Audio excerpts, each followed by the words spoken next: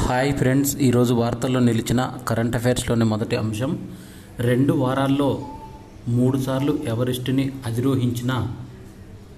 అధిరోహించి చరిత్ర సృష్టించిన నేపాల్ మహిళ పూర్ణిమా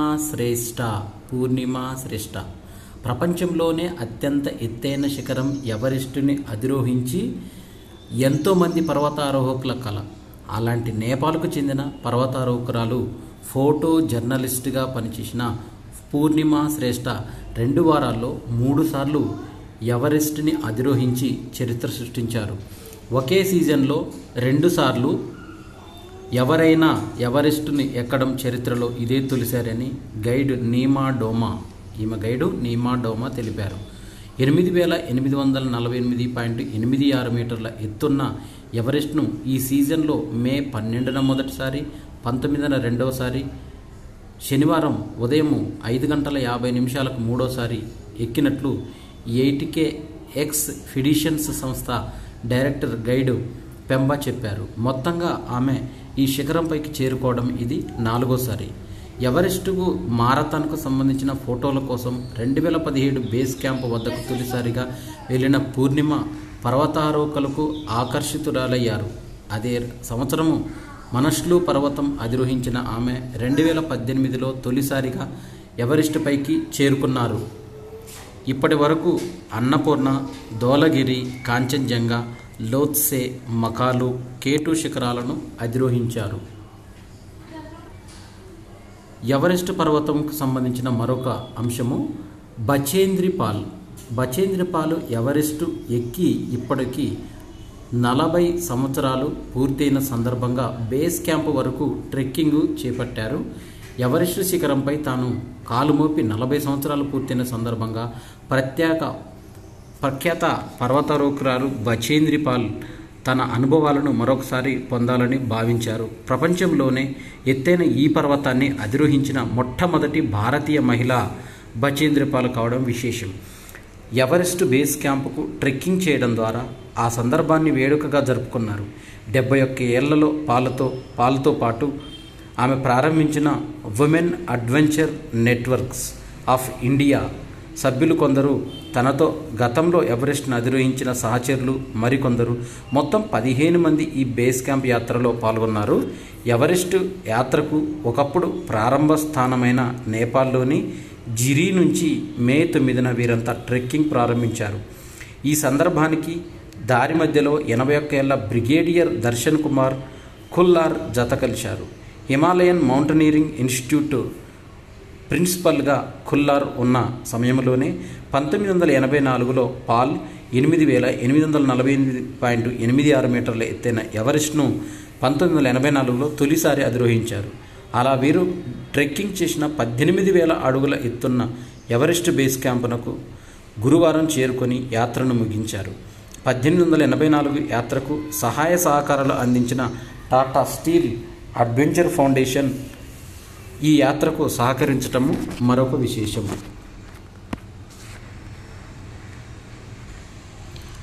ఉత్తరాఖండ్లోని చమోలి జిల్లాలో శనివారము ప్రేమ్కుంద్ సాహిబ్ గురుద్వారాను సందర్శనార్థం తెరిచారు.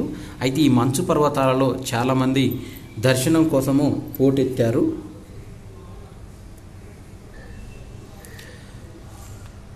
మహిళల హాకీ థీమ్తో ప్రత్యేక ఆకర్షణగా రాంచీ పోలీస్ స్టేషన్.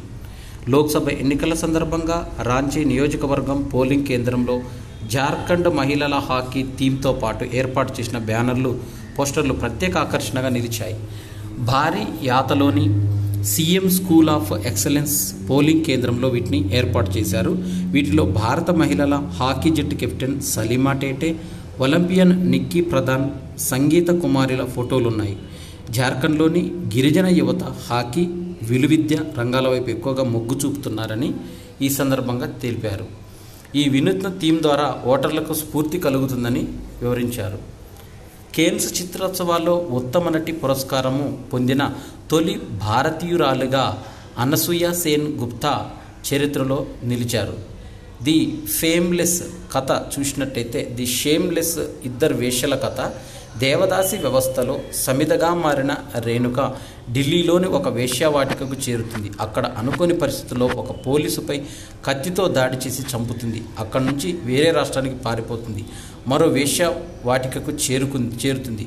అక్కడే దేవిక పరిచయం అవుతుంది. ముక్కుపచ్చలారనే కౌమారప్రాయంలో ఆ మురికి కూపంలో బలవంతంగా రప్పించబడుతుంది తను. ఆ బాలికకు రేణుక ఎలా అండగా నిలిచింది, ఒకరికొకరు ఎలా దగ్గరయ్యారు. ఇందులో చూపించిన అనసూయ ఇందులో కీలకమైన రేణుక పాత్రను పోషించారు.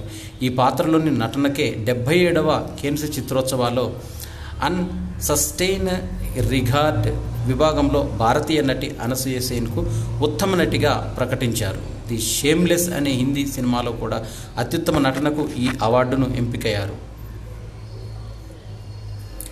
ఎంబీఏ పట్టభద్రులలో వలస రేటు అధికంగా ఉందని డెలాయిట్ కంపెనీ తన నివేదికలో పేర్కొంది. ప్రతి 5 ఉన్నతాధికారుల్లో 4 నియామకాలు, వేతనం, ప్రోత్సాహకాల నిర్ణయాల్లో నైపుణ్యాలకే ప్రాధాన్యమిస్తున్నారు. డిజిటల్ యుగంలో విజయవంతంగా కావాలంటే బహుళ నైపుణ్యాలు కలిగి ఉండేలా విద్యార్థులను విద్యా సంస్థలు తీర్చిదిద్దాల్సిన అవసరం ఉందని గుప్తా తెలిపారు. వలస రేటు అధికంగా ఉన్నప్పటికీ 70% సంస్థల నుంచి ఎంబీఏ పట్టభద్రులకు గిరాకీ ఎక్కువగానే ఉందని ఈ నివేదిక తెలిపింది. సెన్సెక్స్ నిఫ్టీ 1,50,000 పాయింట్స్ దగ్గర మైలురాయిని చేరే అవకాశం ఉందని మోతీలాల్ ఓస్వాల్ చైర్మన్ అంచనా వేశారు, అభిప్రాయపడ్డారు. నిఫ్టీ ఈ స్థాయికి చేరేందుకు మరో 15 నుంచి 17 ఏళ్ల సమయం పట్టొచ్చని ఓ ఆంగ్ల వార్తా సంస్థతో మాట్లాడుతూ ఆయన తెలిపారు. ప్రస్తుతం సెన్సెక్స్ 75,000 పాయింట్లు, నిఫ్టీ 23,000 పాయింట్స్ వద్ద కదలాడుతున్నాయి. 2024-25కు సిఐఐ 363 పాయింట్స్ చేరింది. వ్యయ ద్రవ్యోల్బణము సూచి ప్రస్తుత ఆర్థిక సంవత్సరం 2024-25లో ఇది 363 పాయింట్లకు చేరుకుంది. ఇది నోటిఫై చేసిన ఐటీ విభాగము. దీంట్లో కేంద్ర ప్రత్యక్ష పన్నుల బోర్డుల నోటిఫికేషన్ ప్రకారం 2024-25 ప్రస్తుత ఆర్థిక సంవత్సరంతో వచ్చే ఆర్థిక సంవత్సరం 2025-26 మదింపు సంవత్సరము సిఐఐ 363 పాయింట్లుగా ఉంది.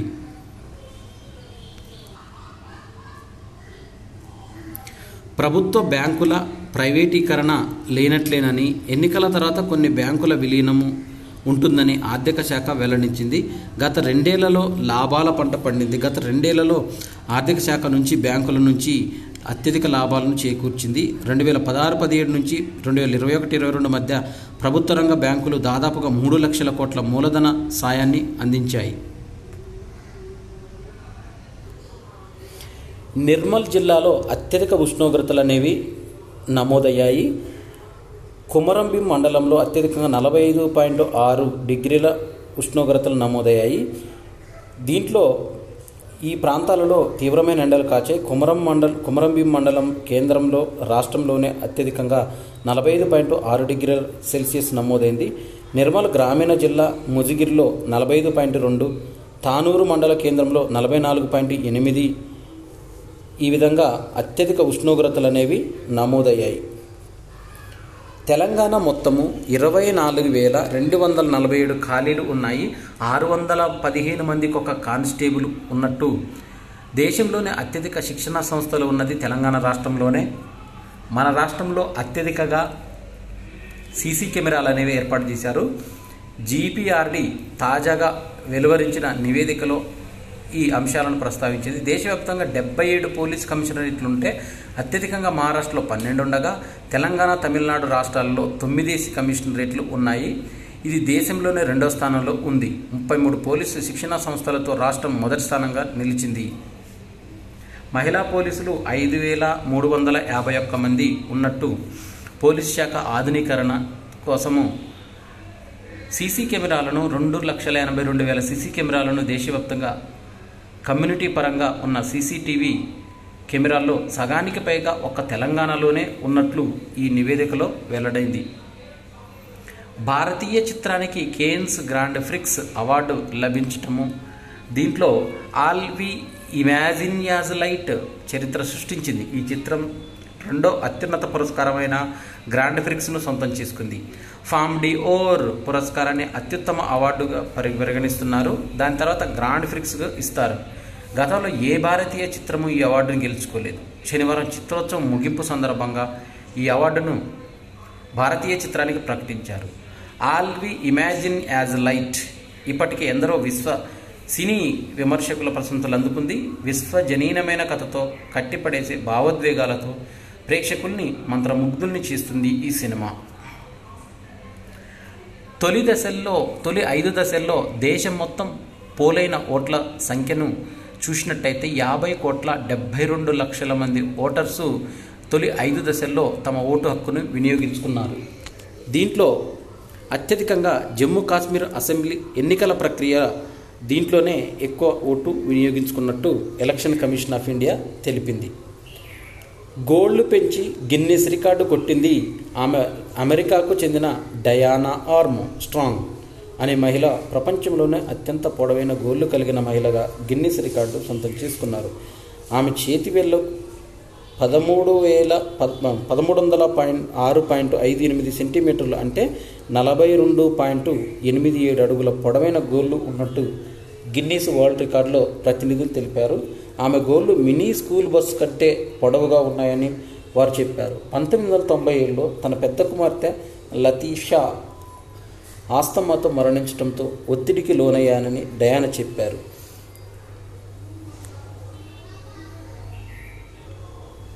ఆరో విడతలో 58 స్థానాల్లో ప్రశాంతంగా పోలింగ్ అనేది నిన్నటి రోజున ముగిసింది. మొత్తము 61.11% ఓట్లు నమోదైనట్టు ఎలక్షన్ కమిషన్ ఈ వివరాలను తెలిపింది. తెలంగాణ రాష్ట్రంలో ఉప ఎన్నిక వరంగల్, ఖమ్మం, నల్గొండ ప్రాంతాలకు సంబంధించిన ఉప ఎన్నిక ప్రచారం అనేది ముగిసిపోయింది. రేపు ఉదయం 8 గంటలకు పోలింగ్ అనేది జరుగుతుంది. ఉదయం 8 గంటల నుంచి సాయంత్రం 4 గంటల వరకు పోలింగ్ నిర్వహించడానికి కసరత్తు చేస్తున్నారు. ఈ పోలైన ఓట్ల లెక్కింపు అనేది పార్లమెంట్ ఎన్నికల లెక్కింపు తర్వాత మరుసటి రోజు అనేది జరుగుతుంది. జూన్ 4వ తేదీ. ఇక్కడ యాదాద్రి, భువనగిరి, సూర్యాపేట, నల్గొండ ఈ ప్రాంతాలకు సంబంధించి 4,63,839 మంది పట్టభద్రుల ఓటర్లుగా నమోదయ్యారు. తైవాన్ సమీపంలో చైనా కవ్వింపు చర్యకు పాల్పడుతుంది. చైనా సాయుధ బలగాలు గురువారం, శుక్రవారం తైవాన్కు అతి సమీపంలో ఎన్నడూ లేనంత భారీ స్థాయిలో ఉమ్మడి కవాతు జరిపాయి. చైనా పీపుల్స్ లిబరేషన్ ఆర్మీకి చెందిన 62 యుద్ధ విమానాలు, 27 యుద్ధ నౌకలు ఈ విన్యాసాల్లో పాల్గొన్నాయని తైవాన్ రక్షణ శాఖ తెలిపింది. దేశవ్యాప్తంగా బానుడి బగబగలు. రాజస్థాన్లోని ఫలౌదీలో 50 డిగ్రీల సెల్సియస్ నమోదైంది. ఇది ఇప్పటి వరకు అత్యధికమైన ఉష్ణోగ్రత. ఇది సార్వత్రిక ఎన్నికల 6వ దశలో ఓట్లు వేసిన ఓటర్లు కూడా ఈ ఉష్ణోగ్రతలో ఇబ్బంది పడ్డారు.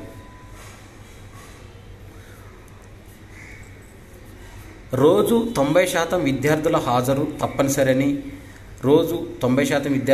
తప్పనిసరని ప్రతి నెల 4వ శనివారం నో బ్యాగ్ డేగా నిర్వహించాలని, జూన్ 1 నుంచి 11 వరకు బడిబాట కార్యక్రమం చేపట్టాలని, ఈ విద్యా సంవత్సరంలో మొత్తం పని దినాలు 229 రోజులని పాఠశాల విద్య అకాడమిక్ క్యాలెండర్ను విడుదల చేసింది. దీంట్లో FA1 పరీక్షలు జూలై 31వ తేదీ నాటికి పూర్తి చేయాలి. FA2 పరీక్షలు సెప్టెంబర్ 30వ తేదీ నాటికి పూర్తి చేయాలి. SA1 పరీక్షలు అక్టోబర్ 21 నుంచి 28 వరకు, FA3 పరీక్షలు డిసెంబర్ 17 నాటికి పూర్తి చేయాలి. FA4 10వ తరగతికి జనవరి 29 నాటికి, ఇతర తరగతులకు ఫిబ్రవరి 28 నాటికి పూర్తి చేయాలి. SA2 ఎగ్జామ్స్ 1 నుంచి 9 తరగతులకు ఏప్రిల్ 9 నుంచి 19 తేదీ వరకు ముగించాలి. 10వ తరగతి పరీక్షలు అనేవి 2025 మార్చిలో జరుగుతాయి. గణితము బాధ్యతలను భౌతిక శాస్త్రం ఉపాధ్యాయులే చూడాలని, 6-7 తరగతుల గణితం సబ్జెక్టు నుంచి ఇక నుంచి భౌతిక శాస్త్రం ఉపాధ్యాయులే బోధించాలని ఈ నివేదికలో తెలిపారు. తడోబా. మహారాష్ట్రలోని చంద్రపూర్ జిల్లాలో ఉన్న తడోబా అభయారణ్యంలో బుద్ధ పూర్ణిమ వేళ వన్యప్రాణుల గణన అనేది జరిగింది. దీంట్లో 55 పులులు, 17 చిరుతలు ఉన్నట్టు ఈ తడోబా అభయారణ్యంలో వన్యప్రాణ గణన, బఫర్ జోన్లో 1917, కోరు క్షేత్రంలో 3092 ఉన్నట్లు గుర్తించారు. దీంట్లో 60 అభయారణ్యంలో బఫర్ క్షేత్రంలో 79 మంచెలు ఏర్పాటు చేసి 180 వన్యప్రాణుల ప్రేమికులను నియమించారు. గేమ్ జోన్లో ఘోరం జరిగిపోయింది. గుజరాత్లోని రాజ్కోట్లో అగ్ని ప్రమాదంలో 27 మంది మృత్యువాత పడ్డారు. మంటల దాటికి కూలి కుప్ప అయిన పైకప్పు చిక్కుకున్న చిన్నారులు, తల్లిదండ్రులు వీరిని రెస్క్యూ టీం అనేది కాపాడారు. ఐపీఎల్ సీజన్ 17లో భాగంగా నేడు ఫైనల్ మ్యాచ్ అనేది జరుగుతుంది. Kolkata knight riders versus sunrisers Hyderabad match అనేది ఈరోజు జరుగుతుంది. నేడు ఈ ఐపీఎల్ 17లో ఫైనల్ మ్యాచ్లో Kolkata knight riders sunrisers Hyderabad ఢీకొంటుంది. రాత్రి 7:30 గంటలకు మ్యాచ్ అనేది ప్రారంభమవుతుంది. ఐపీఎల్లో సన్ రైజర్స్ ఫైనల్కు చేరడం ఇది 3వసారి. 2016లో విజేతగా నిలిచిన జట్టు 2018లో ఓడిపోయింది. కోల్కతాకు ఇది 4వ ఫైనల్. 2012, 2014లో ఆ జట్టు కప్పు సొంతం చేసుకుంది. 2021లో రన్నరప్గా నిలిచింది. హోరాహోరీగా సాగిన లీగ్ దశ మ్యాచ్లు ముగిశాయి. ఉత్కంఠ రేపిన ప్లే ఆఫ్స్ మ్యాచ్లు అలరించాయి. ఇప్పుడిక ఐపీఎల్ 17 అంతిమ సమరం అనేది ఆసన్నమైంది. ఈ సీజన్ విజేతగా నిర్ణయించే మహాపౌరు నేడు జరగనుంది. ఆదివారం చపాక్లో టైటిల్ సమరం జరగనుంది. లీగ్ దశ అగ్రస్థానంలో నిలిచిన కోల్కతా నైట్ రైడర్స్ 2వ స్థానంలో సాధించిన సన్ రైజర్స్ హైదరాబాద్ తలపడుతుంది. మరి గెలిచేది ఎవరనేది ఈ రికార్డులను చూస్తే కోల్కతా ఆధిపత్యం, పైగా తొలి క్వాలిఫైయర్గా సన్ రైజర్స్పై గెలిచింది కూడా. ఈ ఉత్సాహం కోల్కతా నైట్ రైడర్స్ ఆటగాళ్లు ఉరకలెత్తిస్తుండగా ఎలిమినేటెడ్ రాజస్థాన్ పైన స్ఫూర్తిదాయక విజయంతో సన్ రైజర్స్ ఆత్మవిశ్వాసాన్ని దీనికి సిద్ధమైంది. ఇక ఈ మ్యాచ్లకు సంబంధించిన కొన్ని హైలైట్స్ చూసినట్టయితే మనకు ఐపీఎల్లో మొత్తం ఐపీఎల్ చరిత్రలో సన్ రైజర్స్తో 27 మ్యాచ్లలో చూసినట్టయితే కోల్కతా సాధించిన విజయాలు 18. సన్ రైజర్స్ 9 గెలిచింది. ఈ సీజన్లో కోల్కతాతో ఆడిన 2 మ్యాచ్ల్లోనూ సన్ రైజర్స్ ఓడిపోయింది. ఇక ఐపీఎల్ 17 ఫైనల్కు వర్షం ముప్పు పొంచి ఉంది. చెన్నైలో ఆదివారం రాత్రి జల్లులతో కూడిన వర్షం పడొచ్చని అంచనా వేశారు. అయితే మ్యాచ్ పూర్తిగా తుడిచిపెట్టుకుపోయే ప్రమాదం అయితే లేదు. ఒకవేళ అలా జరిగినా సోమవారం రిజర్వ్ డేగా ఉంది కాబట్టి ఇబ్బంది లేదని అంటున్నారు. స్పిన్ యుద్ధంలో మరి నెగ్గేదెవరో, ఈ దూకుడుకు నిలకడ వేసేదెవరో అంటూ 24.75 కోట్ల మంది, 20.5 కోట్ల మంది వీక్షకులు చూడనున్నారు. ఆర్చరీ ప్రపంచ కప్పు అనేది జరుగుతుంది. జ్యోతి పసిడి మెరుపులు చేసింది. జట్టు విభాగంలో స్వర్ణ పథకం, మిక్స్డ్ టీం విభాగంలో రజతం అనేది దక్కింది. అంతర్జాతీయ వేదికలపైన ఆర్చరీలో ప్రపంచ పథకాల పంట అనేది పండించారు. విజయవాడ అమ్మాయి జ్యోతి సురేఖ మరోసారి సత్తా చాటింది. ఆర్చరీ ప్రపంచ కప్లో 2 అంచెల్లో పోటీ పడి కాంపౌండ్ మహిళల జట్టు స్వర్ణంతో పాటు మిక్స్డ్ టీం రజతం సొంతం చేసుకుంది. మలేసియా మాస్టర్స్ టోర్నీ అనేది జరుగుతుంది. మలేసియా మాస్టర్స్ 500 బ్యాడ్మింటన్ టోర్నీ అనేది జరుగుతుంది. దీంట్లో సూపర్ సిరీస్ టైటిల్ కరువు తీర్చుకునేందుకు 2 ఏళ్లతో తొలి టైటిల్ సొంతం చేసుకునేందుకు భారత స్టార్ షట్లర్ పివి సింధు ఫైనల్కి ఎంపికైంది. ప్రపంచ పారా అథ్లెటిక్స్ సిమ్రాన్ పరుగు బంగారు పథకాన్ని చేజిక్కించుకుంది. దీంట్లో లక్ష్యాన్ని చేరి 24.95 సెకండ్లలో లక్ష్యానికి చేరి అగ్రస్థానాన్ని నిలిచి బంగారు పథకాన్ని కైవసం చేసుకుంది. ప్రపంచ యూత్ వెయిట్ లిఫ్టింగ్ ఛాంపియన్షిప్లో భారత టీనేజర్ దేవబ్రత్ బరాలి స్వర్ణం గెలిచాడు.